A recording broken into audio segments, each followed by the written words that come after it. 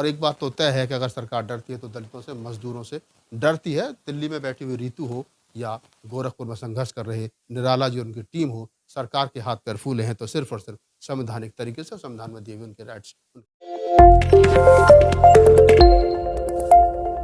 नमस्कार, मैं राहुल नागपाल और आप देख रहे हैं हमारा यूट्यूब चैनल बोल 85। मैं उत्तर प्रदेश के गोरखपुर में हूं और आज गोरखपुर में एक बड़ा आंदोलन कॉल किया गया था। भूमिहीन लोगों को पट्टा दिलाने की जो मांग पिछले लंबे समय से गोरखपुर में चल रही थी, अम्बेडकर जन मोर्चा के बैनर तले, आज उसी बैनर तले एक बड़ा आंदोलन चोरा चोरी से और गोरखपुर कलेक्ट्रेट तक जन आक्रोश मार्च जो है वो निकाला जाना था, लेकिन उससे पहले ही पुलिस सतर्क हो गई और कुछ लोगों को उठा करके जेल भेज दिया। मैं पुनः हमारे साथ दो मेहमान हैं, उनसे रूबरू आपको कराऊं और बताता चलूं कि 10 अक्टूबर से लेकर के अभी तक की जो पूरा घटनाक्रम है वो किस प्रकार से रहा है। ऋषि कुमार जी, जो जिन 5 लोगों को डीएम ने अधिकृत किया था एक तरीके से कि आप जो है हाई लेवल पर बात करने के लिए जो है आपका नाम भेजा जा रहा है, आप भी उनमें से एक हैं। क्या है पूरा प्रकरण जिसको लेकर के आज पूरा गोरखपुर छावनी में तब्दील कर दिया पुलिस ने? सबसे पहले मैं आपको धन्यवाद देना चाहता हूँ, बोल 85 को और दिल्ली के सारे पत्रकारों को भी धन्यवाद देना चाहता हूँ कि आप लोग गोरखपुर आए और 29 मार्च आज का जो जन आक्रोश मार्च था उसके लिए आप लोग आए और इसके लिए हम आपको धन्यवाद देना चाहते हैं। 10 अक्टूबर को जब हमने कार्यक्रम किया तो रात को 2:30 बजे पुलिस गिरफ्तार करती है। तमाम गंभीर धाराओं में 307 जैसे धाराओं में हम लोगों को 25 लोगों को ऊपर मुकदमा दर्ज करती है, जिसमें से 10 लोग दिल्ली के कुछ पत्रकार थे। श्रवण कुमार निराला राष्ट्रीय अध्यक्ष अम्बेडकर जन मोर्चा के, सीमा गौतम प्रदेश अध्यक्ष जी, उन पे भी नामजद एफआईआर, तमाम लोगों पे उन्होंने एफआईआर दर्ज किया। आरएस दारापुरी थे, डॉक्टर रामू सिद्धार्थ भी थे। तो एफआईआर दर्ज किया और कई लोगों को जेल भेजा।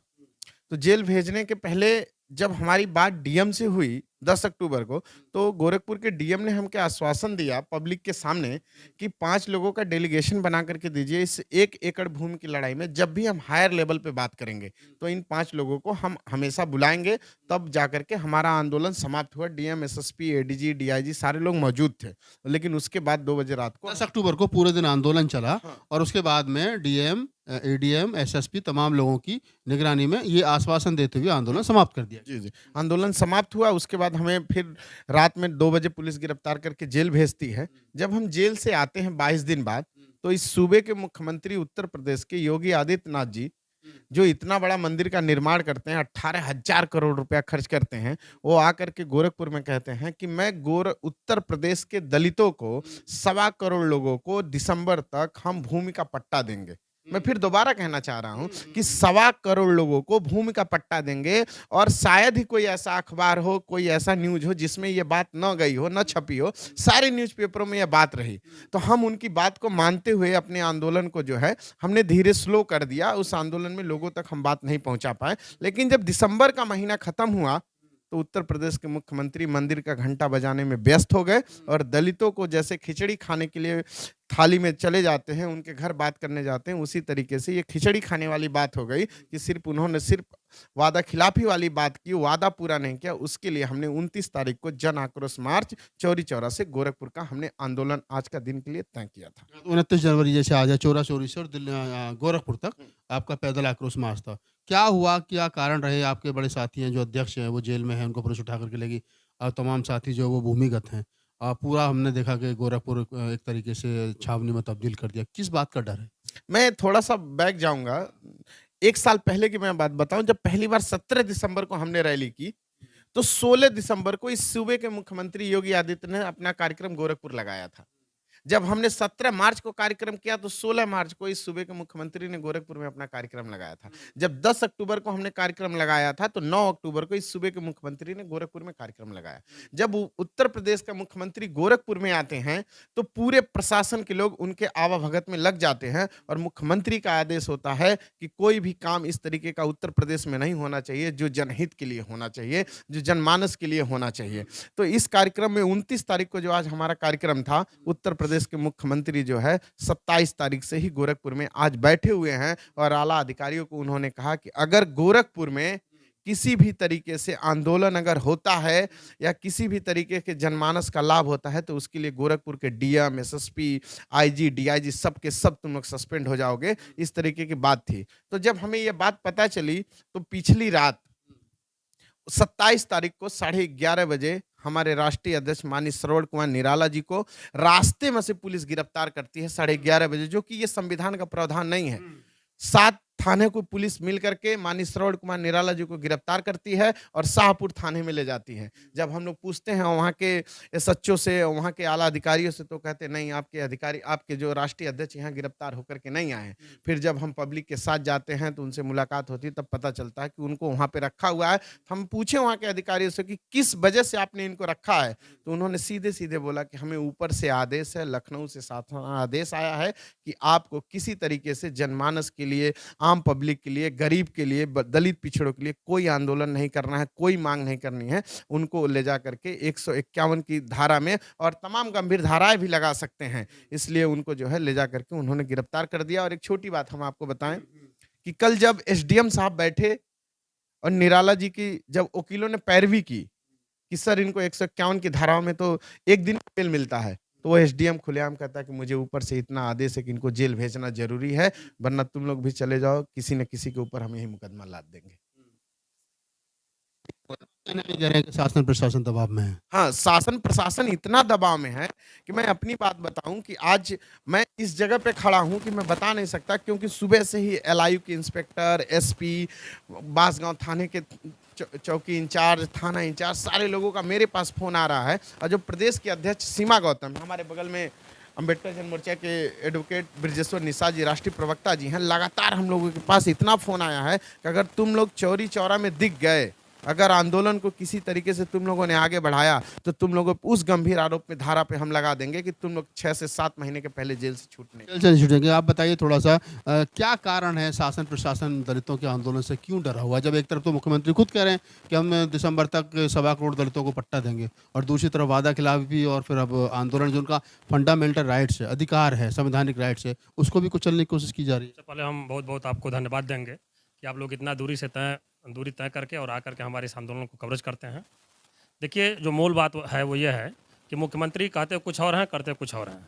जैसे बात आई कि जैसे हमारे राष्ट्रीय उपाध्यक्ष जी ने इस बात की चर्चा की आपसे कि यह आंदोलन पिछले कई सालों से लगातार कई चरणों में चलाए जा रहे हैं, और उसी आंदोलन के क्रम में जब पिछली बार अम्बेडकर जन मोर्चा ने कमिश्नर कार्यालय पर धरना प्रदर्शन किया था, तो वहाँ उस समय आप देखेंगे, आज भी आपको वीडियो फुटेज मिल जाएंगे कि हमको लगता है कि मध्य रात्रि को एसएसपी, डीएम और जितने भी गोरखपुर के आला अधिकारी थे, सब लोग जाकर के आश्वासन दिए थे कि आपकी मांगें बिल्कुल जेन्युइन हैं, और जो आप दलित, पिछड़े, अल्पसंख्यक या आदिवासी समाज के लिए जो बात कर रहे हैं कि जो भूमिहीन परिवार हैं उनको दिया जाए, ये वाजिब मांग है और हम लोग इससे सहमत हैं।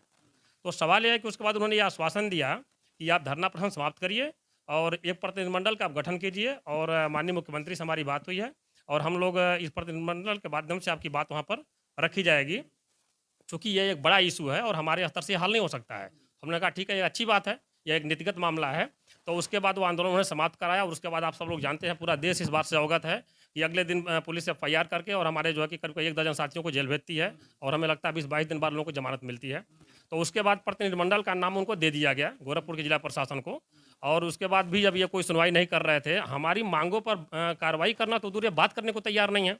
तो उसके बाद फिर अम्बेडकर जन मोर्चा के जो मुख्य संयोजक हैं श्री श्रवण कुमार निराला जी, उन्होंने जनाक्रोश मार्च, आज 29 जनवरी 2024 है, आप जानते हैं, उसका उन्होंने आयोजन किया था। और इसमें होना यह था कि जो प्रशासन की वादा खिलाफी है, आप 5 किलो राशन देने की तो बात करते हैं, हम संवैधानिक प्रावधानों की बात करते हैं कि जैसे जानते हैं, इसके पहले जो तेलंगाना की सरकार है, तमिलनाडु की सरकार है, कुछ स्टेट गवर्नमेंट की सरकारों ने इस तरह का काम किया है। तो सवाल यह है कि आपको ये करने में क्या दिक्कत है? दलितों के घर खिचड़ी खाने जाते हैं आप चुनावों में, 5 किलो राशन दे करके आप वोट लेते हैं, लेकिन जब हमें कहते हैं उनको मालिकाना हक दीजिए, तो मालिकाना हक देने में क्या दिक्कत आती है आपको? पीछे आपने आश्वासन दिया था कि करीब 1.25 करोड़ दलितों को जो है कि हम उनको पट्टा देंगे, कहीं कुछ नहीं है, सब कुछ चीज़ें बस आश्वासन बन करके रह गई। तो इसीलिए प्रशासन की इसी वादा खिलाफी के खिलाफ आज 29 जनवरी 2024 को अम्बेडकर जन मोर्चा के मुख्य संयोजक श्री श्रवण कुमार निराला जी के नेतृत्व में और उनकी जो टीम के जो साथी थे, ये मतलब उनको प्रशासन को अवगत कराया गया था कि जो आपने वादा खिलाफी किया है, हम चौरी चौरा जो शहीद स्थली है वहाँ से पैदल मार्च का हमने आयोजन किया है, और हम लोग गोरखपुर के कमिश्नर कार्यालय तक आएंगे। तो अब इनका हाथ पांव फूल गया था कि इस हम आंदोलन को कैसे कुचलें, बात तो कर नहीं सकते हैं, मांगों को पूरा कर नहीं सकते हैं। तो उसके बाद इन्होंने क्या किया, 27 मार्च 2024 को, यानी आंदोलन से ठीक एक दिन पहले कह सकते हैं कि रात को उन्होंने गिरफ्तार कर लिया, और गिरफ्तारी का कोई कारण नहीं बताया गया। और उसके बाद चूँकि 28 जनवरी को जब इनसे ये बात की गई कि आप क्यों गिरफ्तार करके रखे हैं, कुछ बताएँगे, तो कोई जानकारी ये नहीं दे रहे थे। और इन्होंने कहा कि ऊपर से निर्देश मिला हुआ है कि हमको चाहे जैसे भी होगा आपके आंदोलन को हम आगे नहीं बढ़ने देंगे और शांति भंग की आशंका है। सवाल यह है कि जेन्युइन मांग जिस पर ये संगठन मांग कर रहा है, जिस पर आपको बात करना चाहिए, मैं ये नहीं कहता हूँ कि आप हमारी सारी मांगें मान लीजिए, आप उस पर कम से कम बात तो करते, विचार तो करते, आश्वासन तो करते। जो संगठन के लोग, जो प्रतिनिधिमंडल का नाम दिया गया था, उनसे आप बात तो करते, आप बात करने को तैयार नहीं हैं। तो उसी वादा खिलाफी के खिलाफ ये आंदोलन जो आज मतलब उनको इस बात से अवगत कराया गया था गोरखपुर जिला प्रशासन को। तो इन्होंने क्या किया कि श्रवण कुमार निराला जी को गिरफ्तार किया और लगातार जो संगठन से जुड़े हुए जो अन्य साथी हैं, उनके घरों पर भी लगातार छापेमारी कर रहे थे। इन्होंने, जो मुख्य संयोजक हैं, उन्होंने इस बात की धमकी दिया कि अगर ये आंदोलन चलेगा तो मैं आपको वो सबक सिखाऊंगा कि आप जो है कि फिर राजनीति करना भूल जाएंगे। मजबूरन स्थिति ये आ गई कि ये आंदोलन को स्थगित करना पड़ा।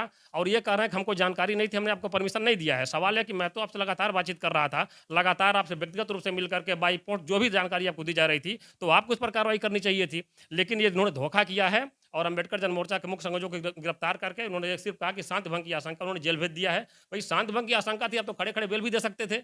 लेकिन यहाँ पर जो था मुख्यमंत्री का सीधे निर्देश था कि नहीं, इनको गिरफ्तार करके इनकी कमर तोड़नी है। अम्बेडकर जन मोर्चा कमर कमर तोड़नी है। और शशि कपूर जी, एक बात बताइए कि अब अगला कदम क्या होगा? कैसे अब इसको आंदोलन को चलाएंगे या एक चीज़ समाप्त तो कर? हमें आज के आंदोलन से ये समझ में आया कि जो योगी आदित्यनाथ उत्तर प्रदेश के डरे हुए हैं, जैसे कहते हैं कि डबल इंजन की जो सरकार है केंद्र में और राज्य में, वो किसी से डरती नहीं है। तो मैं आपके माध्यम से बताना चाहता हूं और पूरे देश के लोगों को कि जिस दिन दलित वोट बिकना बंद कर देगा, 5 किलो राशन पे लात मार देगा, उसी दिन जो है दोनों इंजन की सरकार बंद हो जाएगी और खत्म हो जाएगी। और आंदोलन का अगला चरण जब हमारे राष्ट्रीय अध्यक्ष जी जेल से बाहर आ जाएंगे, तभी हम डिसाइड कर पाएंगे कि इसमें हमें क्या बात करना है, कैसे करनी है। करना है। और ये हम बताना चाहते हैं कि जब भी सरकार डरी है या डरेगी, तो सिर्फ आंदोलन से डरती है, किसी आयोजन से नहीं डरती। आयोजन से नहीं डरती हैं। आप एडवोकेट भी हैं। 151 में क्या कोई ऐसा प्रावधान है पुलिस के पास में या कोर्ट के पास में कि वो जमानत ना दे? 151 में यह प्रावधान है कि अगर उनको शांति भंग की आशंका होती है, तो बिना वारंट के भी, बिना मजिस्ट्रेट का वारंट के भी वो किसी व्यक्ति की गिरफ्तारी कर सकते हैं, जहाँ से इनको ये लगता हो कि शांति भंग की आशंका है और हम उसको कंट्रोल नहीं कर पाएंगे। सवाल यह है कि सिर्फ निराला जी से इतना प्रशासन डरा हुआ है कि शांति भंग की आशंका है और आप उसको कंट्रोल नहीं कर पाएंगे, ये प्रावधान है। मैं ये नहीं कहता हूँ 151 में राइट है, लेकिन सवाल यह है कि यह सिर्फ एक दिन ही आपको क्यों याद आई, एक दिन पहले आपको क्यों याद आई कि नहीं, हमको जो है कि आज इनको गिरफ्तार करके जेल भेज देना है। महज एक दिन आपने सिर्फ इसलिए गिरफ्तार किया कि जब निराला जी जेल के अंदर चले जाएंगे तो संगठन की कमर टूट जाएगी और आंदोलन विफल हो जाएगा। और कहीं ना कहीं से दुर्भाग्यवश मैं ये बताना चाहता हूँ आपके माध्यम से, आपके चैनल के माध्यम से, कि गोरखपुर का जिला प्रशासन तत्काल हमारे आंदोलन को विफल करने में जरूर कामयाब रहा है, लेकिन यह देश लोकतंत्र से है, चलता है, लोकतंत्रात्मक देश है। और जैसे उनकी रिहाई होती है, उसके बाद आगे की रणनीति तय की जाएगी। और हम लोग कहीं से गोरखपुर जिला प्रशासन से या माननीय मुख्यमंत्री का जो भी ये गलत ढंग से जो तानाशाही रवैया अपना करके आंदोलन को कुचलने का प्रयास कर रहे हैं, ये नहीं चलने दिया जाएगा। और हम लोग उनको ये आश्वासन, जो भी रहेगी स्थितियाँ, हम लोग अवगत कराएंगे कि आपको इन मांगों को आज नहीं तो कल आपको पूरा करना ही होगा। और जब तक हमारी इन मांगों को पूरा नहीं करेंगे, तब तक आंदोलन रुकने वाला नहीं है। तब तक ये आंदोलन रुकने वाला नहीं है। मैंने दोनों मेहमानों से बात की और बातचीत करने के बाद में एक बात तो तय है। एक बात तमाम लोगों के माध्यम से और बड़े आंदोलनकारियों के माध्यम से कही जाती है कि जब संसद आवारा हो जाती है, तब रोड सुनसान हो जाता है। ये कोटेशन है जगदेव बाबू कुशवाहा की। अगर सरकार को दबाव में लेकर के चलना है, सरकार पर दबाव बना करके रखना, तो आंदोलन करना पड़ेगा। चाहे 13 पॉइंट रोस्टर का मामला रहा हो, चाहे 2 तारीख को भारत बंद रहा हो, चाहे किसानों का आंदोलन रहा हो। और एक बात तो तय है कि अगर सरकार डरती है तो दलितों से, मजदूरों से डरती है। दिल्ली में बैठी हुई रीतू हो या गोरखपुर में संघर्ष कर रहे निराला जी और उनकी टीम हो, सरकार के हाथ पैर फूले हैं तो सिर्फ और सिर्फ संवैधानिक तरीके से, संविधान में दिए हुए उनके राइट्स, उनके अधिकारों की वजह से। आपकी इस पूरी बातचीत के बारे में क्या प्रतिक्रिया, हमें कमेंट्स बॉक्स में ज़रूर बताइए।